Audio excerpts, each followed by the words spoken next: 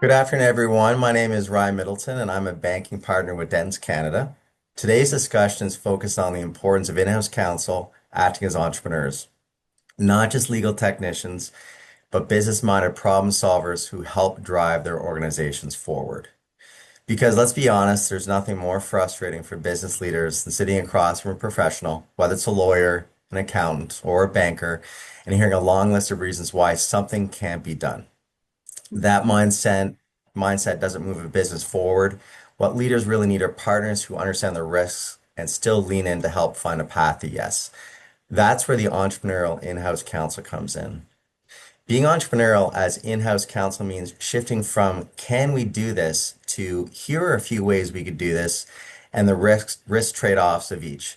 It means trying new processes, new tools, and new ways of working in small structured ways instead of waiting for perfect certainty. It means prioritizing work not only by legal severity, but by business impact. Most importantly, it means seeing the legal function not as a cost center or a control function, but as a strategic partner, a value creator helping the business move faster, smarter, and with greater confidence. And that's exactly why we're so excited for today's panel.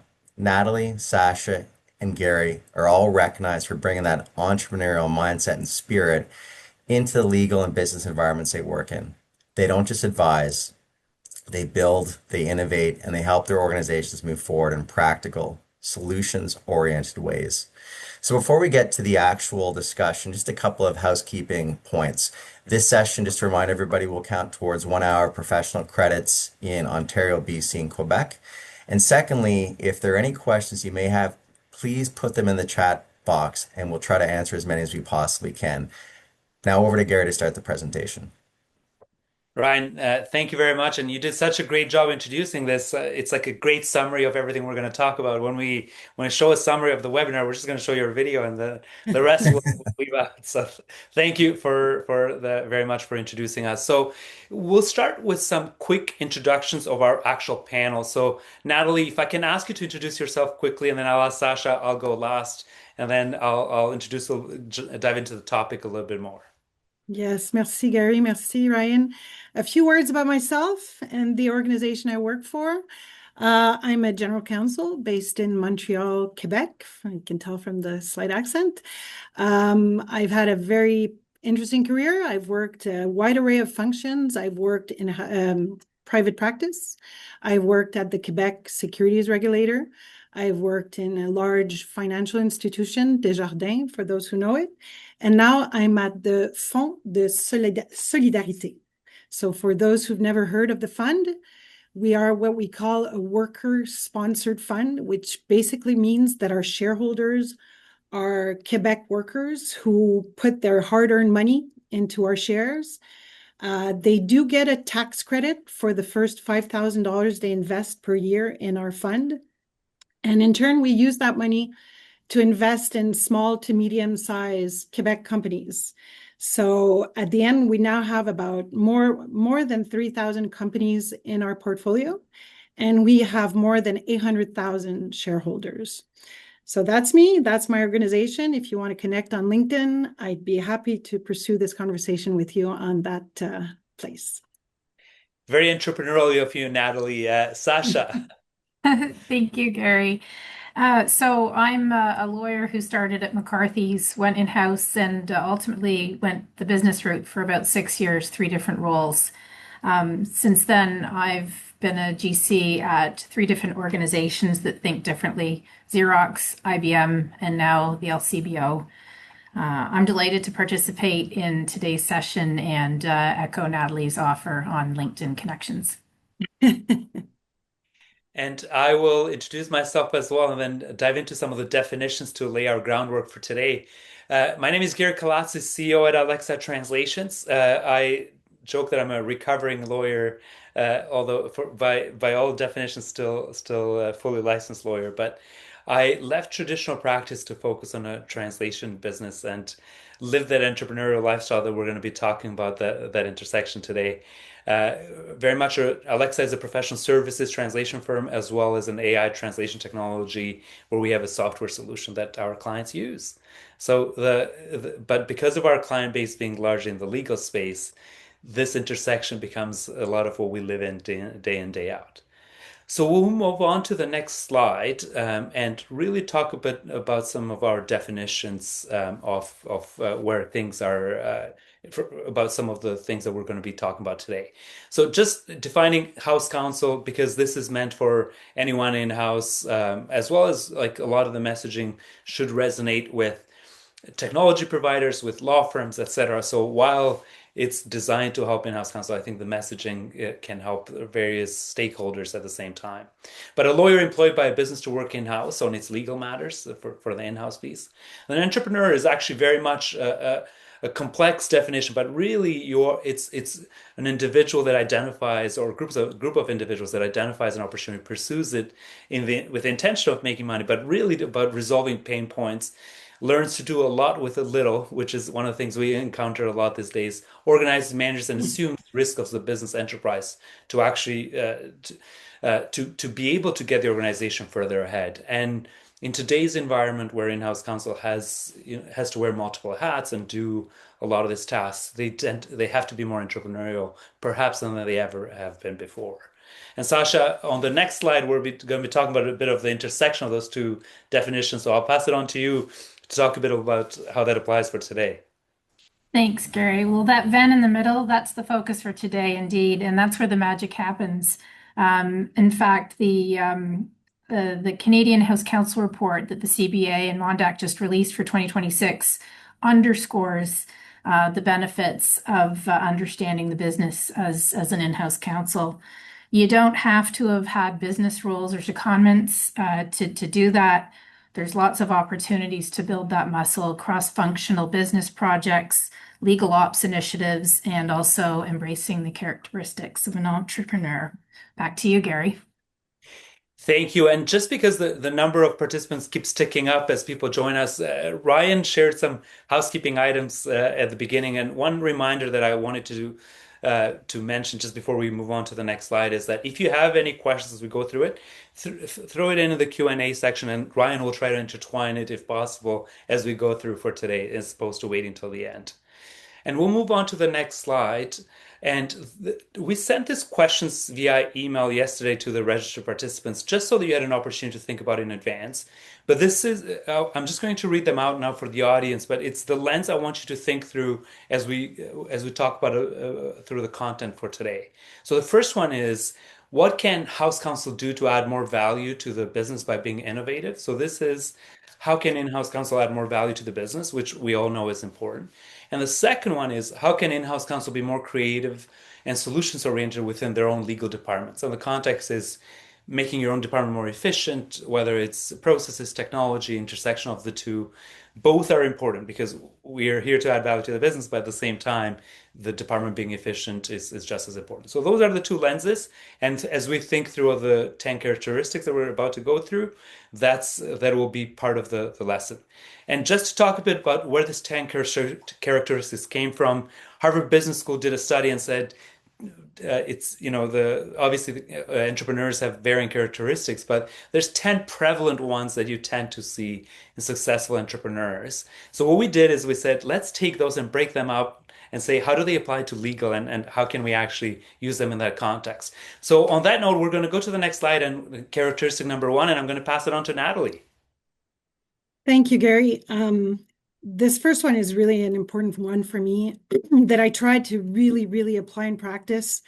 And there are two essential messages on this slide. Is one, you have to keep yourself informed, and two, you have to be open to new ways of thinking or of working. So on the first part of keeping yourself informed, I thought I would maybe share with you what I try to do in my day-to-day life to keep myself informed, because it's not obviously just about being informed about law or even the business you work in, but more generally about what's going on in the world. So the tools that I use, obviously, there's the newsletters that we all get from law firms, but I encourage you to subscribe to newsletters from consultants, from other more general providers. I personally adore the one from McKinsey because you can adapt it and personalize it according to your interests. And I have to say, I'm really always very impressed by the work that they produce. I'm an avid listener of podcasts. I listen to a lot of things. I'm subscribed to, my library is very full. There are two that I listen to almost every day, and the two will come from the New York Times. I start my day in public transport every day with the headlines, which is basically a 5 or 6 headlines for the day. And the second one is the daily, where they choose a subject and they do a deep dive into that subject. So it's not related to law. It's sometimes related to business. Oh, sometimes to law as well, but rarely. But it's very rare that I'm not interested by the subjects that they propose. I also encourage you to read a lot of business books. I'm an avid reader of business book. I'll refer to one later in one of the slides, but it's always a good source to think out of the box. Biographies is an obvious choice, and obviously I encourage you to go to events, meet people that are outside of your legal departments, that are outside even of your business, to kind of widen the lens on what you see. As for new ways of working, I mean, it's so obvious. I've been practicing for more than 25 years now. And when I began, I was using dictaphones and faxes. And today I don't have a single sheet of paper on my desk. So if I had not been open to new ways of doing things, I don't think I would have lasted very long. That being said, it's tough, especially that the rate of new technology is going really, really quickly. So it's not obvious to keep informed at that level, but surround yourself with amazing technology people, which I've done here, and they'll help you. So next slide, please. Love this quote. I have no special talents. I'm only passionately curious. And of all people, this is said by Albert Einstein.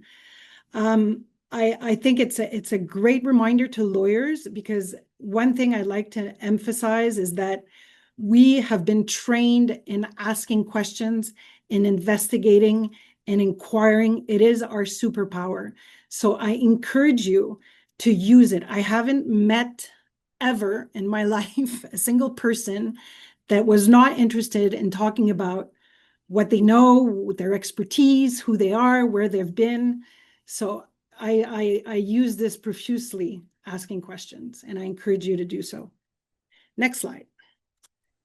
Gary, this one's for you. Thank you, Natalie. And it just as a housekeeping on this one, we actually interviewed a few, whether it's legal executives, business executives, et cetera, and said, hey, how can actually in-house teams add value to you, and really around this. And Charlene was a former, what's now Atkins Reality's GC, and afterwards at Tech Resources. And one of the methodologies she shared during that interview is that she starts with a series of surveys or interviews to establish desired future state. Once, in that curiosity piece, saying, what would make life easier? How would you actually do it? And instead of reinventing the wheel or trying to come up with all the ideas, it's to start to identify with the key stakeholders and then have a roadmap that includes KPIs on how to get there. So you can show people, here's what you asked for. And collectively, here were the main pain points we identified. Now, here's how we reverse engineer this. And here's the KPIs on how we're going to measure it. Because that also gets buy-in for everyone that you're going to get involved. And buy-in is important, right? Because sometimes this process can be long, and buy-in is key to actually having them continue to support it as the process continues. So we'll move on to the next slide, and this actually ties in nicely to the structured experimentation piece, because you can be curious all you want until you actually do something about that curiosity, you're not moving the needle. So for entrepreneurs have to do this all the time. By definition, you're starting to experiment with something and pivoting all the time. So that structured experimentation becomes key because you don't have unlimited resources.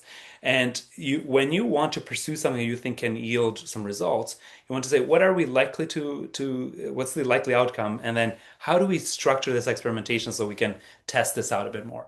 So we'll go into the next slide. And I actually have a couple of graphics I wanted to share with you, sort of based on the academic material that we've seen out there. And this is a little bit of how to think of your roles in on the day-to-day, and largely for the in-house teams, but you could apply this to really any role in organizations these days. So the 70 and the 20, the core and the adjacent tend to be your much of your day-to-day. And obviously there's the core tasks and then the adjacent ones that are sort of new to the company, but that you're still pursuing as part of your day-to-day job. But that 10% of your time has to be dedicated to something more transformational. So either something that makes your day-to-day easier or something that as a team you agree. So, to break it out in hours, if the work week was 40 hours, then you dedicate 4 hours towards this. And you actually have to make time for it. Otherwise, you don't really advance. And the challenge, of course, in the world of technology that we have today, LLMs, et cetera, where things are changing by the day, unless you dedicate some time, it cannot be punted forever. It cannot be like, okay, next quarter will be quieter, so I'll spend some time on this. Finding a little bit of that transformational time with some consistency, it's like going to the gym. Finding that time becomes key. And it's only until you make it part of your agenda that it becomes important. So 10% transformational time, part of your goals for 2026. And move on to the next slide. So this is the lean experimentation process. Again, some of you may have seen this before, but it's actually how to think about it. And it ties into that quote from Charlene that we showed earlier. And you start with the ideation and analysis so that you get the initial ideas and then socializing with constituents. So that's saying, hey, this is the idea, but does this resonate with you? Because if it doesn't resonate, you have to rethink it and go back to the idea stage and tweak it so they can resonate. But at the constituent discovery, if you see that this is resonating, this can actually build, this can be worthwhile to build something, then you can actually proceed to building. But the whole thing with building is before you dedicate too much time to something, you want to build, call it whether I love, there was a word that I heard from a Meta executive, minimum lovable product. So not just a viable product, but minimum lovable. So you can actually use it enough so you can actually, that it can resonate with you. And then test it. It's like, does this resonate sufficiently to keep investing in this? As you test it, if it's really resonating, it's doing well, only small tweaks are required, then start scaling. But if your constituents are saying some of this is a struggle, some of this is actually not working quite as intended, then you have to respond. That doesn't mean you actually have to scrap it altogether, but respond so that within the building you can actually rebuild it in a way that makes more sense with the team. Or sometimes the feedback is such that this cannot work as is. We need something fundamentally different. And that's when you have to pivot and go back to the idea stage and be like, okay, maybe this wasn't the best approach to this problem. Didn't mean the problem doesn't exist, but the solution that you came up with may have not been the best idea. So that's where the pivot needs to be considered. I highly recommend this strategy because it helps structure how you may already approach certain things. But when you see it in a graphic, sometimes I find the visual becomes a little easier to absorb than otherwise. We'll move on to the next slide and I'll pass it on to Sasha around adaptability. Thanks, Gary. Well, there's no question that entrepreneurship is iterative. So is change agility. It improves with new roles. It improves with challenges. I also think it's important to recognize that challenges and opportunities often go hand in hand. And with that, the principle here is, with every new opportunity, you got to continuously use lean experimentation that you just referred to understand what's worthwhile. You don't need, some of us have gone through training like Lean Six Sigma, design thinking, agile. You don't need that expertise to use good first principles like weighted benefit efforts analyses to help you and your team, whether it's your executive team or your legal team, to prioritize initiatives, whether they're productivity based or tech modernization. And I think we've referred to this time and resources are not unlimited. So prioritization is so critical. Charlene has been a fantastic colleague, and I've always held on to her concept of being data driven and surveying. And as a leader or a sponsor, you need to tease out that information and you need to know with your own time where to go deep. So things like checkpoint meetings and pilot evaluations, go no goes, Those are really important times to be involved. We referenced one Harvard study earlier. We could spend a whole webinar on psychological safety, also coming out of Harvard. But it's also very important to create a safe environment for all team members, so that you can hear critical perspectives that will drive decisions. And I think we all just sometimes it's hard to let go after there's been a lot of investment into something, but it's really important to learn to pivot, and also to abandon when things stop making sense. Next slide, please. I've served a number of CEOs over the years. Al Varney is the one CEO that I've served twice, once before and once after an assignment he took in Europe. And I think we all have anyone who's worked with Al has a lot of Al-isms. One day there'll be a small dictionary of those. But one thing Al taught me for sure is how to be a good partner as a lawyer. The keywords that jump out here from Al's quote, which is timeless, is to be active, be continuously participating, and balance risk and advisory. I often draw analogies to chess. I think our role often is to think of the business, think of the legal landscape like a chess game, think of them in the Venn. So you can help your CEO and your organization always be 2 steps ahead.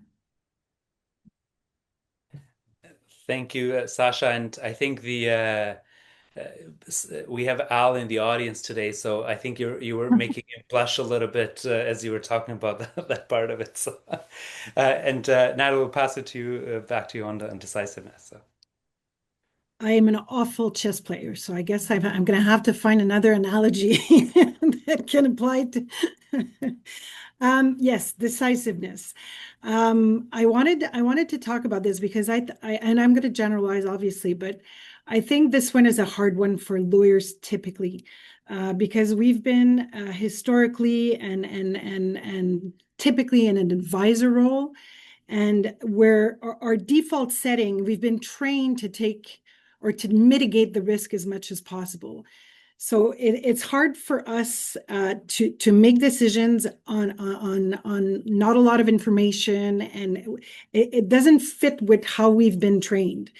So what I've tried to use to help our in-house lawyers to be decisive is a risk appetite framework. Obviously, a lot of organizations have them, but we're working on it right now, and we're working to socialize it and communicate it and make sure that our in-house counsel understand what it means. Essentially, what it's going to say is it's going to say, for certain areas, for certain decisions, this is the risk, the level of risk that the organization is willing to take.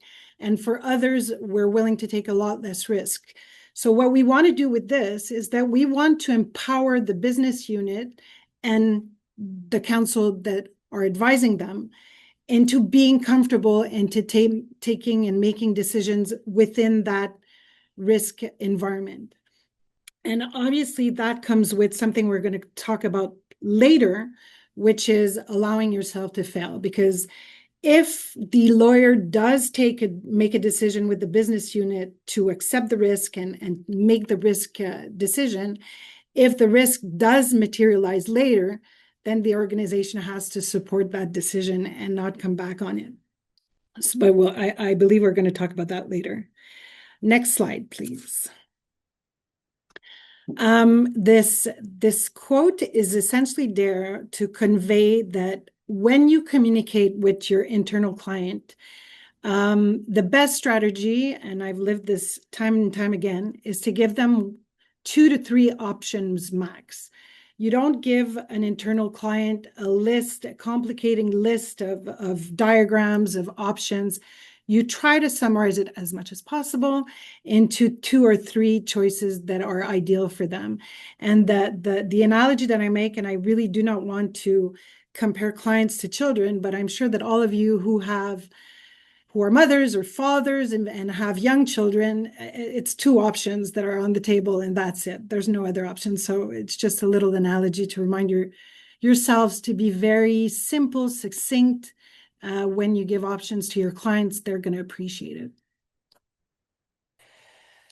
And Natalie, just on the quote from both James Yep. Cain, Bass was a behavior psychologist, and I will move on to the team building piece momentarily. But just because I think that this is important, because you and I have been on panels together. I've been on panels with Ryan, with Sasha, and this theme has come up because you, Natalie, Sasha, and the audience today is largely in-house teams, GCs, and in-house counsel.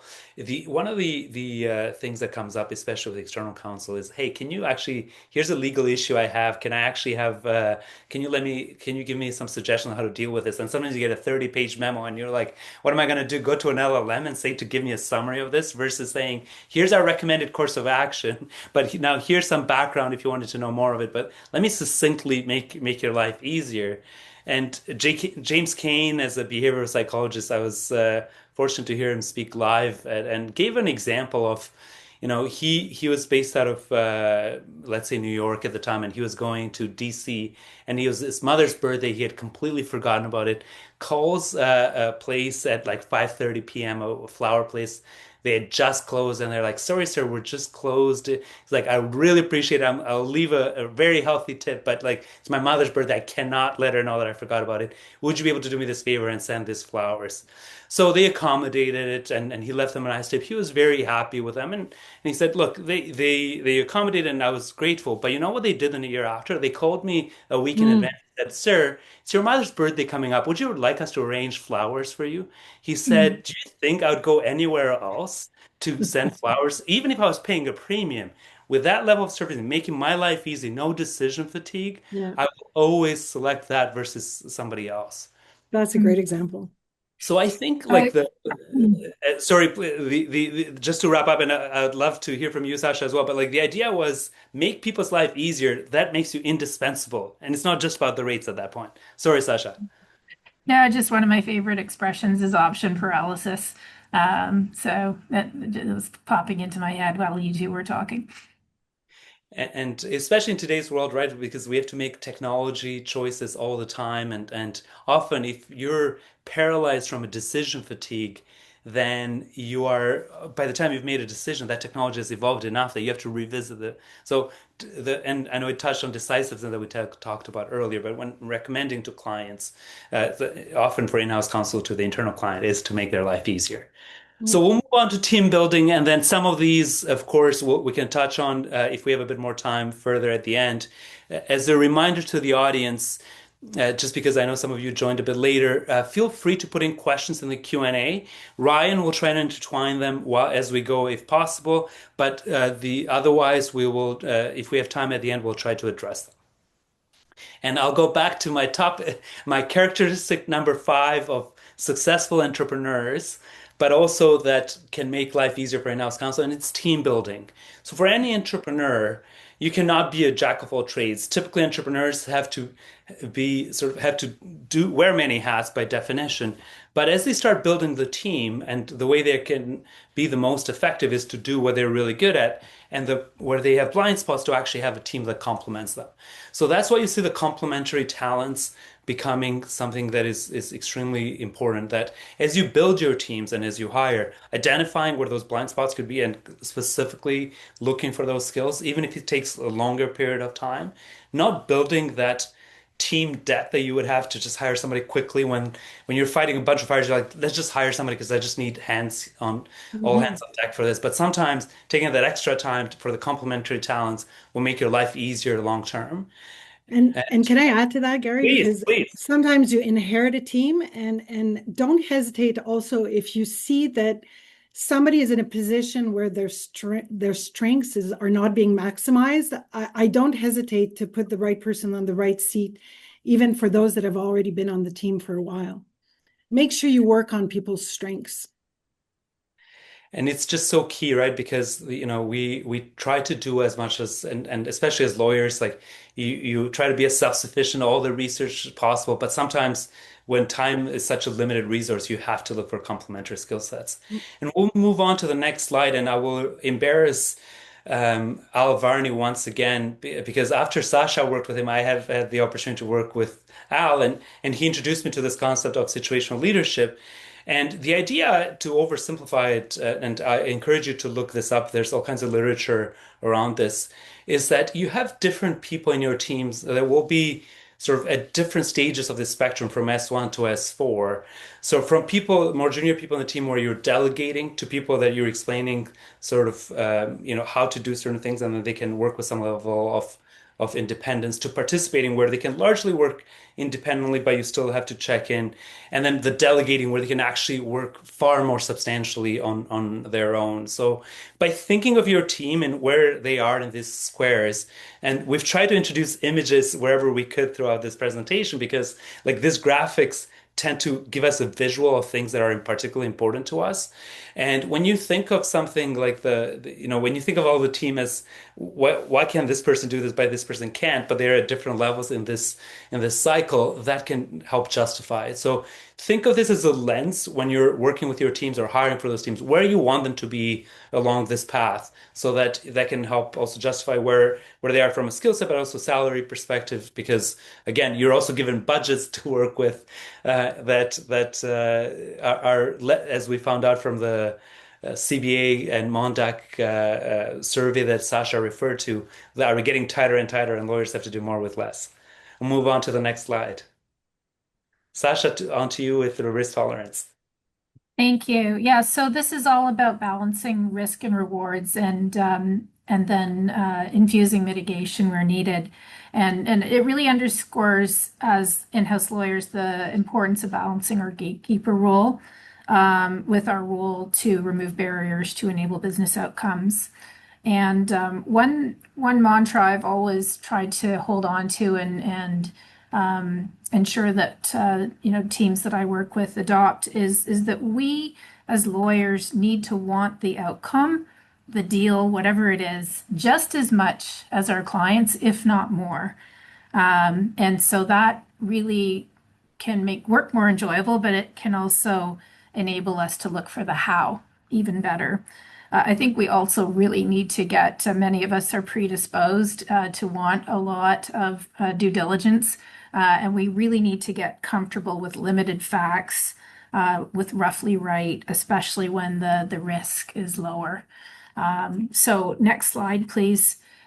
Speaking of graphics, this is a really fabulous 2x2 matrix similar to the benefit efforts tool that we talked about earlier. It's a heat map. And again, I think to be effective, to be deliberate, to be efficient, being empirical really helps. And in something like enterprise risk, a heat map like this is very useful, especially in the absence of a centralized risk function. And it's always legal adjacent, whether it's part of your remit or not. So I love that this is en français. For anyone who is not bilingual, it's high risk and low risk on the horizontal axis, and then the vertical is high value add, or I would say focus, and to low value add in the bottom. And so, if you think about this, and I've been thinking about writing about recently this concept of a black swan, which I'll get to in a moment, but in organizations, what's in the upper right quadrant there, probably wouldn't surprise you. It's things like ethics, it's privacy. Arguably, cyber and AI would have been in other boxes, but they've made their way to that upper right-hand quadrant. And then depending on your line of business, AML, competition, we sleep at night because we know those risks are well taken care of. And not surprisingly, the lower left is green. The upper left is interesting. That would be something that is high focus, low risk. And organizations often can become too over-indexed on a risk that's become stale. from deregulation or change in operational focus. So again, it's always so important to let the air out of the balloon to create capacity. And there's a real opportunity as a legal partner to help the organization, stop doing reporting, monitoring that's no longer necessary. And then, of course, the elusive black swan, something with low odds and high impact, can live in the lower right. And it's important to give those due care. That can be something like emerging laws or regulations, something that is narrow scope, that is limited to one business unit, one market, or something that is not closely tied to core business or KPIs. Those are the things that can be forgotten. One example that's fairly current would be supply chain integrity, which increasingly is forming a big part of in-house life in Canada. So I think the bottom line here is you need to know where you need a passing grade and where you need an A plus, but also where, something in the A or the B plus is appropriate. And I think this is a good segue over to you, Natalie, in terms of how you Absolutely. use this mental model. Absolutely, because we use it for the same use that you just mentioned, but we also use it to go a step further and to determine which level of service we're going to give to a particular file. So you mentioned earlier that prioritization was very essential given the high volume of work, but we've taken it a notch further and said there's prioritization, but there's also adapting your level of service with regards to this heat map. So like you mentioned, x-axis is risks, y-axis is the value added, and determining on where you land on this heat map, you're going to adjust your level of service. So just as an example, if you land in the bottom left quadrant, you're in a low risk, low value add environment. So what you're going to want to do is you're going to want to simplify the process. You're going to want to maybe provide a guide to the internal client so that they can be autonomous or semi-autonomous. And obviously, there's the use of technology now, which is a great, great help for that particular quadrant. And just as an example, I'm sure you're all working on some, but here we've decided to create a co-pilot agent for our NDAs because we sign hundreds, thousands of NDAs per year, and we're developing agents to help us do the first review of those contracts. That's an easy one. I'm sure everybody does it, but there's a lot of gains that can be achieved in that quadrant. And just going to jump in really quickly, we've got our first question from the audience, and I think we could probably open this up to both Natalie and to Sasha. And the question is, interested from the panelists, how do they see entrepreneurial in-house counsel balance weighing risk versus compliance? Do you believe it is all just risk tolerance, or do you believe there's a threshold or limit to the lawyer entrepreneur where they can't align or are obligated to push back or recuse themselves? Example, black and white compliance issues or other. So thoughts maybe for Natalie and Sasha on that question.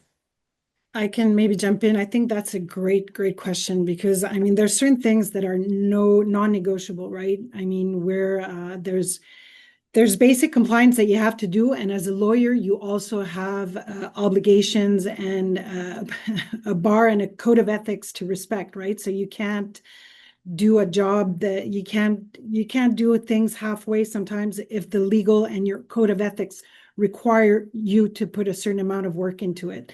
So I think that's a very, very good baseline, and integrity should never, ever be compromised, even though we have all these fancy concepts today.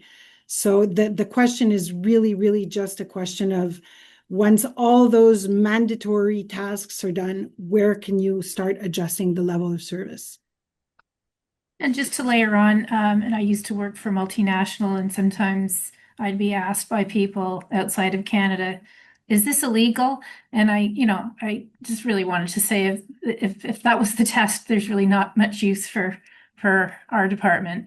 But it's a bunch of shades of gray, as you described, Natalie. What I find too, the business really appreciates is when you're on the bubble, that's when it's time to get creative. So if you have a credible a basis to say this activity is compliant. You work with a bunch of stakeholders, you document your reasons for why it's credible, and you leave a positive paper trail so that you have a basis to defend what you did with a regulator. And I think, again, no offense, Ryan, but sometimes outside counsel have a tougher time, taking a risk posture like that. But with some subject matter expertise support, including through outside counsel, you can get to yes this way. I totally second that. We'll move on to the next slide. Yeah. Sorry, go ahead. And again, Ryan, thanks to you. I think we've very much covered Norm's quote about legal not being a cost center and rather a revenue enhancer. And one of my favorite tricks for that is to prompt things like health checks with your clients, where you sit down and you go through a body of relationships, whether it's your clients, your customers, your partners, your suppliers. Think of all of those as a 360-degree scan, and you sit and you look at leading indicators of relationships going poorly, so that legal and legal adjacent functions can jump in early, make sure you're following proper governance process, claiming credits that are due to you, and stopping the hemorrhaging before too many milestones are missed. And just a fun note, Simon has recently come out of retirement. He retired from BMO after this quote, but we decided to leave it as is, because that's what he was doing when the quote was made. But he's recently been called back to TD for a little bit of a swan song. So I'm sure Simon would be delighted to know that we're talking about him today and how many great legal leaders and legal professionals he's trained over the years. Indeed, Sasha, I'm sure he would be, and it's an important step to show that adding value, and as a business advisor can keep giving you a swan song at the next organization. So we'll move on to the next slide, and really it's around being comfortable with failure. And I know Natalie and Sasha have thoughts around this as well, and ties into the question that was put forth, because this is really around, things that you're doing with your team, where you're asking them to be innovative and building, whether it's processes and whether it is introducing new tech, and that there has to be a level of comfort with giving them some leeway and some opportunity to fail in order for them to experiment. We've talked about the structured experimentation process. By definition, the pivoting that you saw there and everything else in the ecosystem there was such that you need to build some parameters and be like, hey, a likely outcome is that it may not work as such, and here's what we expect. You actually build into it, because the possibility of success is key to actually moving it forward. But that sometimes it won't work, no matter how much you mitigate it, it will not work as intended. And that becomes part of the thought process. And we'll go to the next slide, because there is a quote from Kim Watson, who was the former president of Wipro Solutions Canada. And when we interviewed her, and she really referred to this as the magic that happens between business and legal when they discuss outcomes clearly, and the spirit of especially on a transaction, when you're doing a lot of transactions, the spirit of the transaction is discussed transparently. So that legal and the business leaders are actually thinking, okay, here's what we're trying to get to. And without compromising risk posture, because there's different ways to look at it and different ways to approach the same problem, sometimes by having that alignment around the outcomes, it can really give a can-do attitude to legal teams, where they can tell business, hey, this may be a bit more precarious, but how about you look at it this way? They become a true business advisor, gets everyone to be open-minded, and frankly buys a lot of goodwill for legal, because legal now not only mitigated risk, but they became part of the solution in this. And now, as that transaction continues, and let's say it was an acquisition that was happening, and now you have to onboard this. Obviously, what legal try to get ahead of by preventing will save a lot of time to the company when it comes to the implementation. So and you'll see a bit later in the presentation as well how important that is from other leaders that we've interviewed.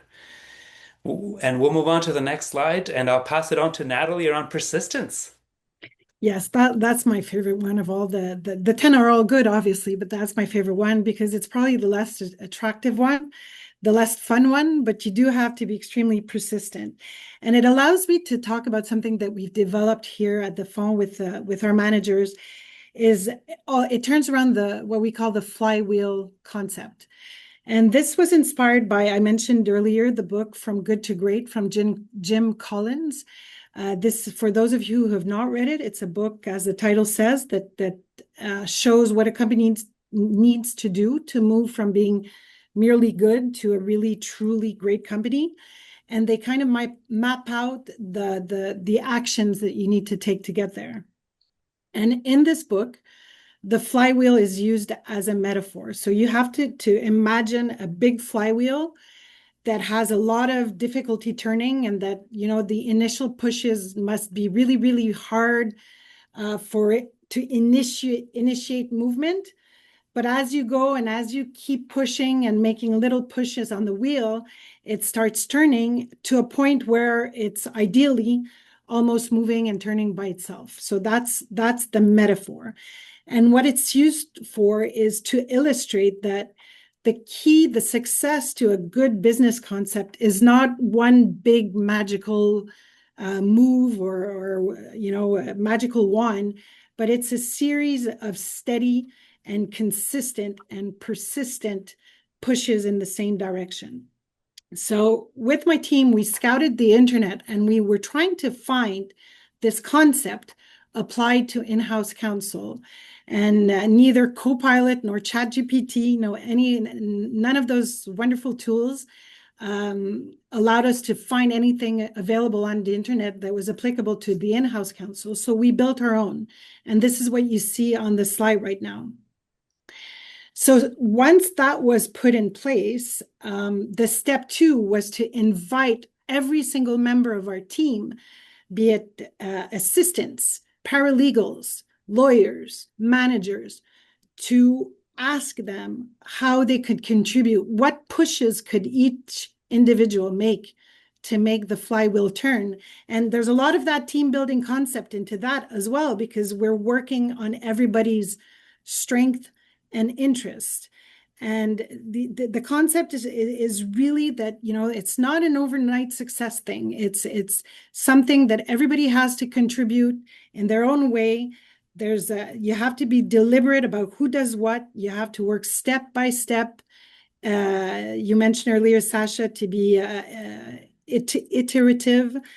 So it's incremental, it's collaborative, and our wheel is turning now. So I can attest to the fact that it works. It's important for that to keep working, Natalie. So, Yeah. Sasha, innovation, we'll pass it on to you. Thank you. Well, that was great, Natalie. I love the flywheel. Like adaptability and EQ, innovation, your innovation muscle is something that absolutely can be cultivated over time. And I think one of the best ways to do that is to be deliberate about it, including self-imposed KPIs like operational excellence for you and your team. Next slide, please. So here's some tools to ensure innovation as in-house counsel, including, if you're in a leadership position. We are one of the best situated individuals in an organization to spot trends and connect dots. So through that and through, being informed, including on current events and curiosity, we are in a great position to help drive innovation. In terms of explaining the why, the vital few is so important here. I worked for a great legal leader at IBM who really everything had to line up to 2 things. Does it accelerate the business, and does it simplify? And that could be the business or the legal department.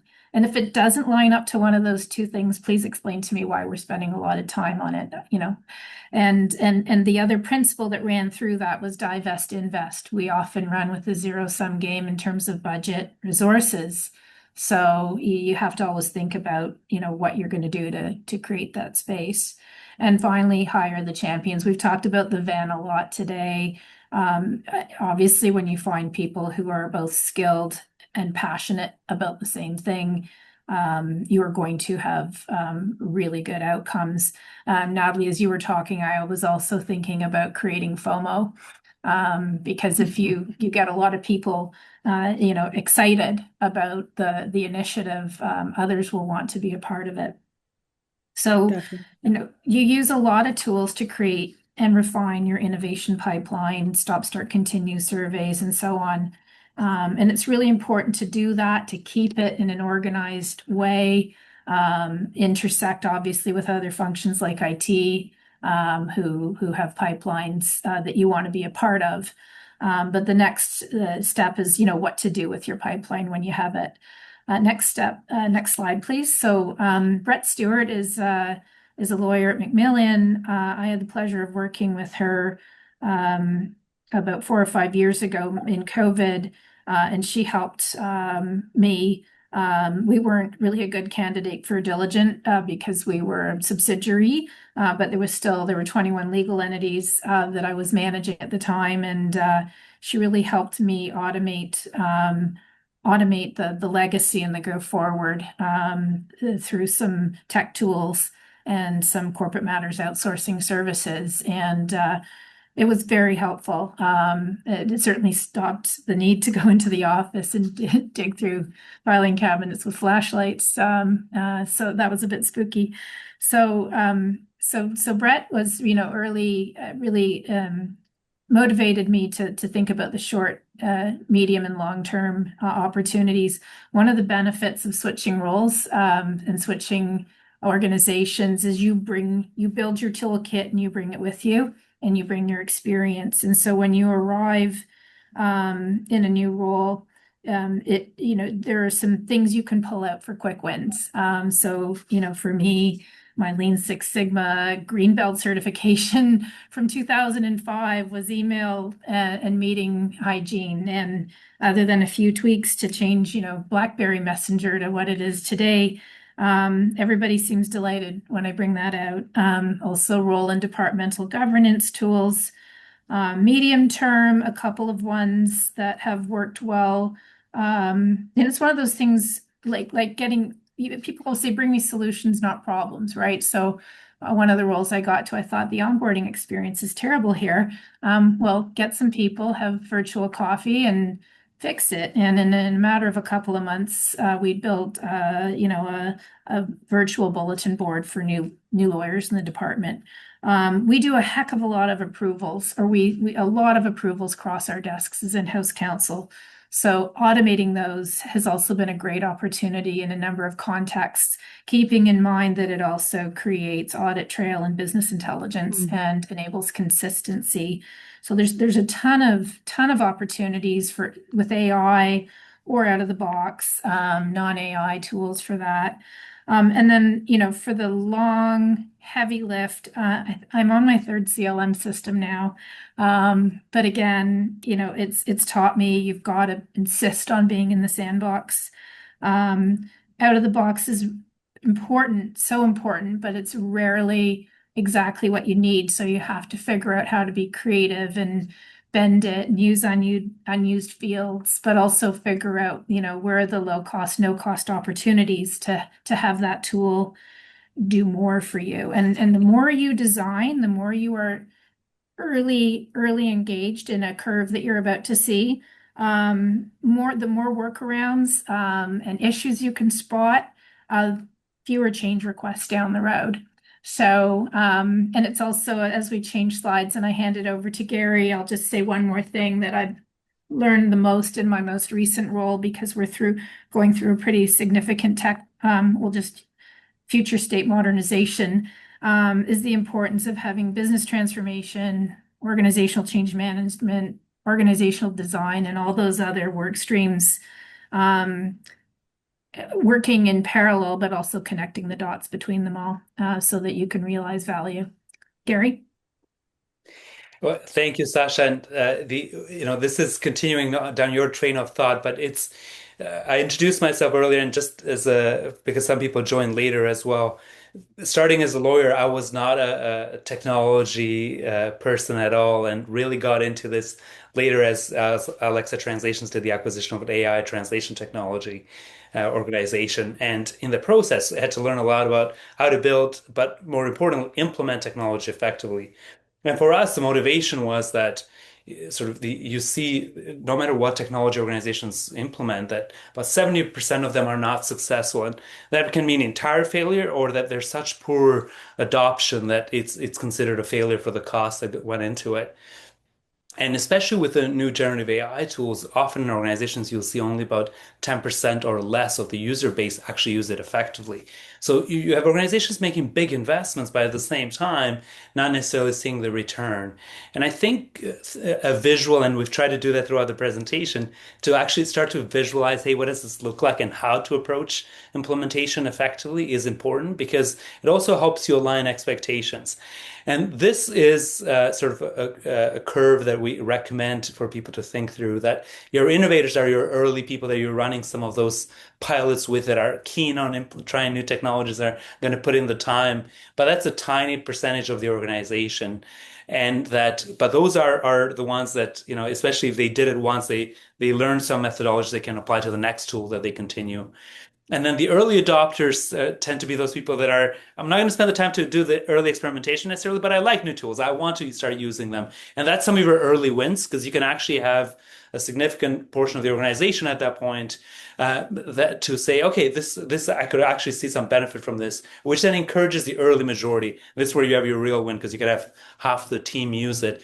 That by seeing those early adoptions and those innovators really buy into it, they're like, okay, they're seeing some benefit. And I know Natalie, she's a smart person. I can actually really spend, if she saw value in this, it's worth me experimenting. And that, at this point now you have a winning sort of proposition. You have a big chunk of the team using it. There will always be a late majority. There will always be laggards. The late majority are going to be the people that are like, okay, if everyone else is using it, let me actually try to use it. And the laggards, they may never use it. There will always be a portion of the organization, no matter what you do, they're still going to use the dictaphones instead of transcription tools or whatever that antiquated technology may be. And that's okay. You don't need 100%, but having sort of the bulk of it by actually thinking through this curve becomes important. Now, the timeline around And, this and if I can add, Gary, please, there are please. many ways, and it could be the subject of another conference, but there's certainly things that you can put in place as a manager to accelerate the take up of these technologies. There's tons of things that you can do. Like you said, there's always going to be the second half of that bell curve, but you're not there are many tools you can use to help. And Natalie, that's exactly what I was going to say, sort of in wrapping up the slide, is that the timeline that you actually think around this curve, sometimes this may be a 2-year timeline by the time you procure technology and sort of as it goes through this. So you actually, and there are things obviously you can do to compress it, but coming up and realistically planning on a timeline with realistic goals is important. This is what you also want to ask your technology providers, like, are you going to help me implement it? If so, what are reasonable timelines? What are reasonable But be expectations? careful about that, because you're the one who knows your team best and what they need. So keep your hands 100%. on the yeah. Yeah. So we'll move on to the last slide, and this is the last characteristic: long-term focus, right? And we know entrepreneurs, by definition, tend to be long-term focused. And you'll see the reference to the 7 habits of highly effective people. This is a book highly recommended. One of them is sort of one of the habits is to start with the beginning. Think of that. Begin with the end in mind. And that's a really good way to think of it, because as an entrepreneur, you have to think, where am I trying to get to? And that goal and chipping away at it with those milestones becomes so important. You need to be long-term focused. Otherwise, the grunt of getting there can sometimes be heavy. And that is what makes the entrepreneur successful, along with persistence and everything else we've talked about along the way. We'll move on to the next slide. I will speak quickly about the interview with Kent, who's sort of had been an executive, but then the latter part of his career was on a variety of boards, including many of them sort of in the energy space, but did a lot of M&A activity and worked closely with sort of in-house teams in the process. And he said that GCs can act as the guide to management team to see things through a governance lens, but like pragmatic approach from GCs working hand in hand with not falling in love with the deal as well, because sometimes business leaders will fall in love with the deal and try to make something happen no matter and not actually not see some red flags. Whereas GCs, by being a partner, can help highlight some of those, and that by encouraging GCs to actually get involved in boards themselves, even if it's not for profit boards, can help provide them some perspective on how to actually work with their own boards effectively, which is why you see many in-house counsel involved in not-for-profit boards, because you learn some of the skills just the same way. I thought that was a very good tip around this, and with a term in mind. So it was on my list when I wanted to talk about curiosity. So nonprofit boards are a great way to meet people, to be confronted with challenges of societal challenges. It's a great complement to our work. So we're at time, and thank you all for the time. It was really a pleasure to have you all here. Natalie and Sasha, thank you as co-panelists. Ryan, thank you for kicking us off and doing a great job as our moderator for today. And thank you to our partners, Dentons and the Legal Innovation Forum for today. And the recording will be available following the webinar. Thanks, and great to see all of you. Merci. Merci à tous. Merci.